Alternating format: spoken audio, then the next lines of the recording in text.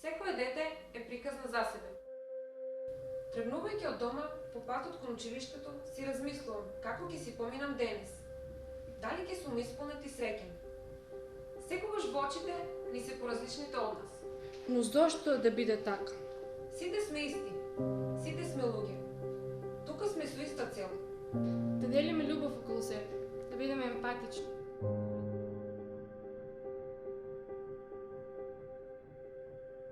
Булинг е дефиниција за ова. Таму физички, тука вербален и социјален.